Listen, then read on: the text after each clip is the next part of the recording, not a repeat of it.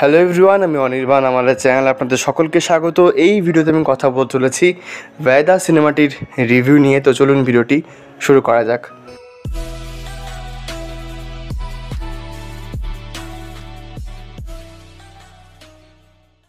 তো main video শুরু করার আগে একটা কথা আপনাদের বলবো যে আমাদের চ্যানেলের সাবস্ক্রাইবার সংখ্যা এই মুহূর্তে 997, অর্থাৎ আপনারা যদি চ্যানেলটা সাবস্ক্রাইব করেন তাহলে আমরা খুব শীঘ্রই কিন্তু 1K সাবস্ক্রাইবারের ঘরে পৌঁছাতে পারবো, যেটা যে কোনো ইউটিউবারেরই কিন্তু ইউটিউব চ্যানেল খোলার পর প্রথম লক্ষ্য হয়।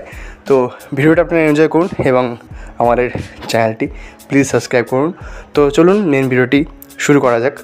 তো ভাইদা এই সিনেমাটি 2025 সালের একটি সুপার ন্যাচারাল থ্রিলার ছবি, যেটি ডিরেক্ট করেছেন পুনিত শর্মা এবং মুখ্য চরিত্রে রয়েছেন সুধাংশু রায়।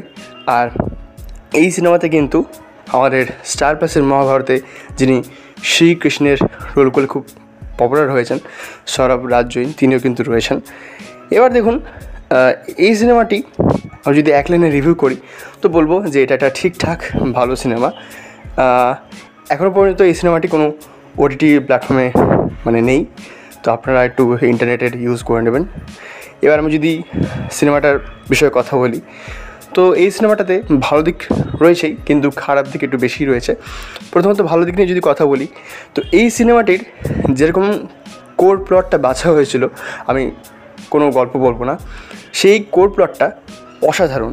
এখানে মুখ্য চরিত্রে সুধাংশু রায় যিনি রয়েছেন তিনি তো নিজেও আর কি গল্প লেখেন এবং এই সিনেমাটার গল্প তিনি নিজে লিখেছেন। আর তার নিজস্ব একটা চ্যানেলও রয়েছে যেখানে তিনি গল্প বলেন। তো তিনি কিন্তু গল্পটা খুব ভালো বেছেছেন। এবং এখানে পারফরমেন্সের কথা যদি বলি তো সুধাংশু রায় তার নিজের কাজও ভালো। সৌরভ রাজজৈন তাকে যেরকম ক্যারেক্টারটা দেওয়া হয়েছে তিনি কিন্তু খুব ভালো প্লে করেছেন।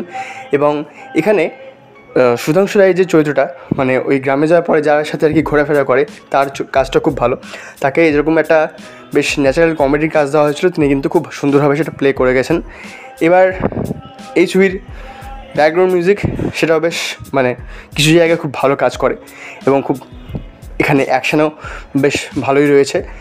এবার খারাপ দিক নিয়ে যদি বলি তো এই সিনেমাটা ফল করে গেছে পরিচালনা এবং গল্প বলার ধরন নিয়ে। হ্যাঁ, যদি ডিরেকশন এবং গল্প বলার স্টাইলটা যদি খুব ভালো করা হতো তাহলে কিন্তু এই সিনেমাটা আর একটা তুম্বার হয়ে যেতে পারতো।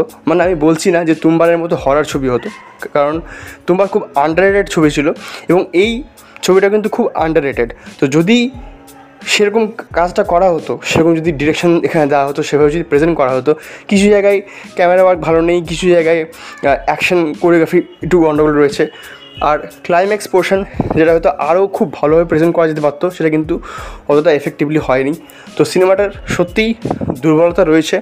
এবং সুধাংশু রায় যেরকম গল্পটা বেঁচেছিলেন, আমি তো গল্পটা নিয়ে এখনও ভাবছি যে এই সুন্দর প্রেজেন্টেশনটা কীভাবে করা হলো।